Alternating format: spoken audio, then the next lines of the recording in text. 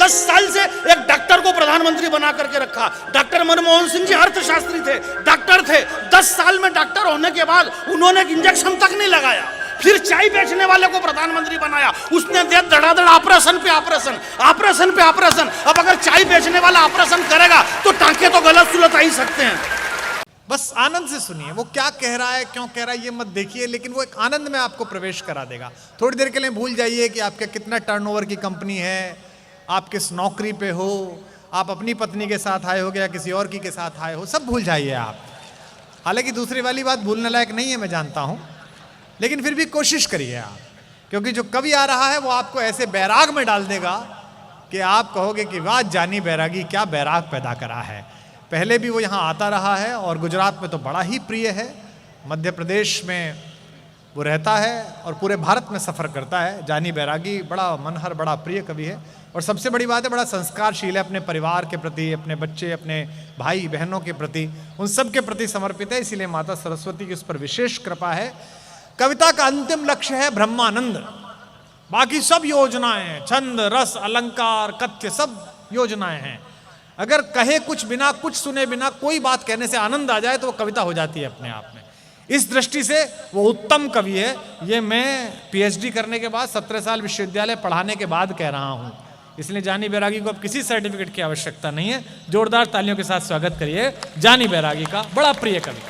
अब ये लड़का गांधीनगर से आया तो उसकी थकान दूर करने के लिए एक बार तालियां बजा दीजिए, बाकी तो कर ही लेगा। हाँ आओ। देखो ऐसा है, कुल मिलाकर के बात यह है कि बात कुछ भी नहीं है। आप इतना लोड मत लो। मैं अभी कविता जी को आप सुन रहे थे, जिनके लिए अजय देवगन ने रिकमेंड करी कि इनका वो जो गीत है वो सोनाक्षी सिन्हा गाएगी। मेरे लिए किसी ने रिकमेंड नहीं करी है और मैंने अजय देवगन को तत्काल साफ दे दिया कि मरते दम तक ये जो मेरी पत्नी है ना काजोल, इसके दिल में शाहरुख खान धड़केगा। आपको मेरी तरफ रहना है, आपको ताली नहीं बजाना है, हाथ दोनों खड़े नहीं करना है, कुछ भी नहीं करना है। कविता जी की ऐसी देशभक्ति के कविता से बेशक लोगों के रोंगटे खड़े हो जाते हैं। दिक्कत ये नहीं कि रोंगटे खड़े हो जाते डॉक्टर साहब, दिक्कत ये है कि कई दिनों तक रोंगटे बैठते ही नहीं है। अब रोंगटे बैठे नहीं तो कितनी दिक्कत आती है कपड़े लत्ते पहनने में। इसलिए मैं ऐसी कोई दिक्कत पैदा नहीं करूंगा कि आपके रोंगटे खड़े हो जाए। ये जो गुजरने वाली बार बार से ट्रेन गुजर रही है, शायद वो ट्रेन ये कह रही है कि यहाँ पे नीचे बैठे लोग भी बहुत बुद्धिजीवी और बड़े लोग हैं और जो मंच पे बैठे हुए हैं ये भी बहुत बड़े लोग हैं। वो यही कह रही है कि एक बार पहले मैं गोधरा में जल गई हूँ, अब मेरे को इस देश में नहीं जलाई तो अच्छा है। मेरे भाई, मैं आपके बीच में एक बात कहना चाहता हूँ। जो लोग जा रहे हैं उनसे मेरा निवेदन है, आप एक एक करके जाइए। आप पढ़े लिखे लोग 5-5, 10-10 एक साथ जा रहे हो, भीड़ के झुंड के झुंड। जनरल डायर ने जलियांवाला बाग के अंदर गोली कांड किया था, सैकड़ों लोग मर गए झुंड के झुंड। कौन कौन मरा उनके नाम भी मालूम नहीं है, परंतु भगत सिंह, सुखदेव, चंद्रशेखर आजाद ये सब एक एक करके गए। पूरा देश उनको पूज रहा है। आपको जाना, आप एक एक करके जाइए, आप झुंड के झुंड मत जाओ, आप आराम से जाइए। 2 जने एक साथ हमारे बीच में आ गए, एक जना भी चाय दे सकता है। इस देश में अकेले आदमी ने, चाय वाला ने पूरे दुनिया को कर रखा। आप दो की क्या जरूरत है यहाँ पर? नहीं, हिंदुस्तान की 135 करोड़ जनता ने जो भी डिसीजन लिया है पूरी ईमानदारी से लिया है। हमने 10 साल से एक डॉक्टर को प्रधानमंत्री बना करके रखा। डॉक्टर मनमोहन सिंह जी अर्थशास्त्री थे, डॉक्टर थे। 10 साल में डॉक्टर होने के बाद उन्होंने एक इंजेक्शन तक नहीं लगाया। फिर चाय बेचने वाले को प्रधानमंत्री बनाया, उसने दिया धड़ाधड़ ऑपरेशन पे ऑपरेशन, ऑपरेशन पे ऑपरेशन। अब अगर चाय बेचने वाला ऑपरेशन करेगा तो टांके तो गलत सुलझ ही सकते हैं। कहने का मतलब ये नहीं है। भैया कह रहे थे, सर कह रहे थे, डॉक्टर साहब बोले ये गांधी वहां चला गया और वहां से यहाँ आ गया और इसने हिम्मत नहीं हारी। हिम्मत हारने का क्या मतलब इसमें? डिजिटल खिलकी वाले का बहुत बहुत धन्यवाद। बड़े भावुक हो रहे थे, हमारे एक निमंत्रण पे सारे बड़े कवि यहाँ पे आ गए। इसमें भाई जिसने जितना पैसा मांगा इतना दे दिया तो आ गए, इसमें कौन सी नई बात? इसमें कोई धन्यवाद नहीं। मैं गांधीनगर गया और वहां से यहाँ आ गया। अरे मेरे पास में कार थी, ड्राइवर था, कोई पैदल थोड़ी आया क्या? मैं आ गया और मेरे को मुंह मांगा पेमेंट दिया है अगले ने, तो मैं तो आ गया। उसमें क्या?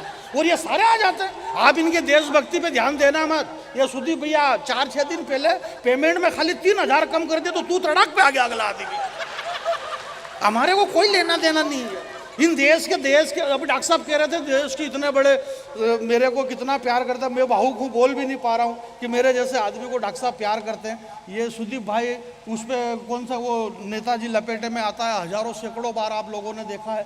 राजीव भैया बहुत बड़े गीतकार हैं, सुमन जी बहुत बड़ी, और कविता जी का पूरा देश दुनिया में बोलबाला, डॉक्टर साहब आज पूरी देश दुनिया में है। मैं बहुत छोटा कवि हूँ और इसमें मेरी कोई गलती नहीं है कि मैं छोटा क्यों। भाई मैं पैदा ही बाद में हुआ तो मैं क्या करूँ भाई, ये तो मेरे माता पिता की गलती कि उन्होंने मेरे को बाद में क्यों पैदा करा। अब ये बड़े हो पैदा हो, इसमें कोई अच्छा ये डॉक्टर है कोई क्या है, तो इसमें कौन सी नई बात है। भाई मैं गांव का रहने वाला, बिल्कुल भी पढ़ा लिखा नहीं, ये इतने पढ़े लिखे इसके बाद भी कर क्या रहे, कर तो वही रहने जो मैं कर रहा हूँ।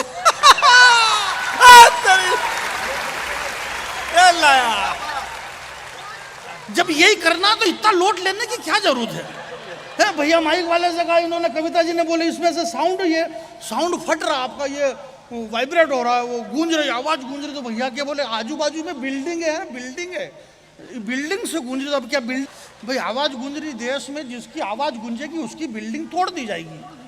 वो कंगना रनौत की आवाज गूंजी तो उसका टापरा तोड़ दिया वहां पे,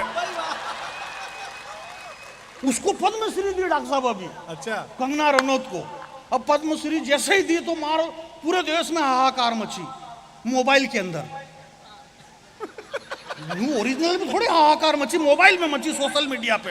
अरे बोले इसको पद्मश्री और मार उसके ऐसे ऐसे फोटो डाले।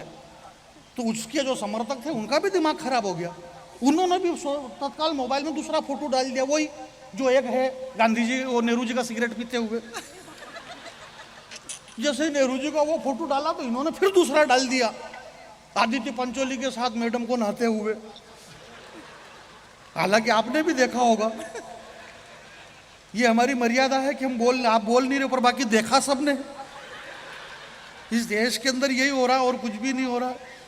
भैया ने सबने बताया कि ये 100 वर्ष कवि सम्मेलन के पूरे हो गए हैं और वाचिक परंपरा में देश के अंदर 100 वर्ष पूरे हो गए। उस पर डिजिटल खिड़की को लेकर के हमारे श्रद्धेय डॉक्टर कुमार विश्वास जी के अथक प्रयास से इस देश के अंदर राष्ट्रभाषा हिंदी के लिए एक बड़ा यज्ञ किया जा रहा है। और ये सारी बातें 8-10 दिन पहले इन सारे कवियों को पता चली तो सारे कवि बहुत गदगद हो गए और अभी तक ये गदगद ही हैं। इन्हें तब गदगदापना खत्म होगा जब अगली टीम में इनका नाम नहीं होगा। ये बिल्कुल गदगद नहीं हुआ, क्या मतलब है ये गदगद कब तक रहे अपन। तो ऐसा कुछ भी नहीं है। मैं इन बड़े कवियों को इस बात के लिए धन्यवाद देता हूँ। ये कोरोना की बात हुई सुदीप भाई और सब, कोरोना ने हमें तटस्थ रहना सिखाया कि आप तटस्थ रहिए। 2 वर्ष के कोरोना ने हमें इतना तटस्थ कर दिया कि हमने 2 साल में एक लाइन नहीं लिखी और जो भी सुनाएंगे वहां पे पीछे से इतनी खतरनाक दाद मिलेगी जैसे अभी लिखी हो इन्होंने। आप इनके हाव भाव इतने खतरनाक, जैसे कमाल का हाव भाव है। ऐश्वर्या राय, युक्तामुखी, लारा दत्ता और प्रियंका चोपड़ा, क्या गजब का बनाया मालिक ने तुम्हारा थोबड़ा। तुम सबके सब विश्व सुंदरी का खिताब जीती, पर सही सही बताना तुम्हारे साथ क्या क्या बीती। हमारे संस्कारों को कहां रौंदा गया। हमारी माता बहनें यहाँ पर बैठी हुई है, तुम सबके सब विश्व सुंदरी का खिताब जीती, पर सही सही बताना तुम्हारे साथ क्या क्या बीती। अरे ऐश्वर्या राय, तूने सिर्फ सुंदरी शब्द चुना है, विश्व सुंदरी का नाम तेरे बाप ने भी नहीं सुना है। विश्व सुंदरी का नाम सुनेगा तो अपने आप को भूल जाएगी और विश्व सुंदरी का चरित्र सुनेगा तो तेरी आंखें खुल जाएगी। विश्व सुंदरी बनने के लिए जमाने से जूझना पड़ता है और विश्व सुंदरी बनने के लिए धधकते अंगारों पे कूदना पड़ता है। विश्व सुंदरी तो वो चित्तौड़ की महारानी पद्मिनी थी जिसकी सुंदरता के आगे आईना तक टूट। आपकी तालियां कमजोर है, दोनों हाथ खड़े करके वापिस जल्दी से नीचे करो हाथ। आप नहीं, अभी हाल यहां से बांह फट गया, नुकसान किसका भाई। पद्मिनी भी चली गई और सब ये भी चले जाएंगे, कोई मतलब नहीं। मैं आपके बीच में रूस और रशिया, अरे भाई साहब मेरे को ऐसा ये वाइब्रेट हो रहा था, मेरे को भी पता नहीं चल रहा। अभी मैं भैया बता रहे थे सर कि मैं पहले भी आपके बीच में आया हूँ, मैं क्षमा चाहता हूँ। मैं पहली बार आपके बीच में आया हूँ गांधीधाम में, और पहली बार इसलिए आया क्योंकि मेरे को बुलाया ही पहली बार। भाई इसमें मैं क्या कर सकता हूँ, ये कई बार आ चुके हैं और मेरे को आप ध्यान से सुन लेना। इनको आपने टीवी चैनल वगैरह पे सुनते रहते, मेरे को आपने कहीं भी मैं सुनने के लिए नहीं मिलूँगा। और मैं चैनल वगैरह पे इसलिए भी नहीं जाता हूँ कि वहाँ जाने के बाद भी आना तो जब यहीं है, जब यहीं आना है तो फिर इतना दूर करने से क्या मतलब है। तो आप मेरे को ध्यान से सुन लिएगा। बहुत बढ़िया। यूक्रेन और क्या बोले रूस का युद्ध चल रहा है, भयंकर खतरनाक बमबारी हो रही है। मेरे को तो यही समझ में नहीं आ रहा कि थोड़ा बहुत तो 2-4 दिन के लिए तो इनके पास में बम खत्म होते होंगे कि नहीं होते होंगे। अच्छा, वो बम खत्म भी हो जाए तो चैनल वाले खत्म नहीं होने देते, ये फेंकना बंद कर दे तो चैनल वाले चालू कर दे फेंकना, और फेंके ही जा रहे हैं। हमारे नीरज जी ने बहुत पहले लिखा कि ए भाई जरा देख के चलो, आगे ही नहीं पीछे ही नहीं, आजू बाजू सब तरफ देख के चलो। तो ये जो महाशक्तियाँ हैं इन्हें शायद देखना चाहिए आजू बाजू में कि तुम दुनिया के भगवान हो, परंतु तुमने उस छोटी मुनिया के खिलौने तोड़ डाले हैं, तुमने फिजाओं में इतना जहर घोल दिया है मेरे भाई। मैं उन लोगों के खिलाफ एक छोटी सी कविता पढ़ना चाहता हूँ, मेरी नई कविता इन दिनों के भाई साहब पहली बार सुनाएंगे डॉक्टर साहब। हालांकि ये इस तरह की कविता मेरे को नहीं सुनाना चाहिए, पर अब क्या करूँ, जो लोग रिकॉर्डिंग कर रहे हैं उनसे मेरा निवेदन है कि आप रिकॉर्डिंग बिल्कुल भी मत करना, क्योंकि इसमें नया कुछ भी नहीं है। हाँ वापस की यार, ये तो वो के वही है।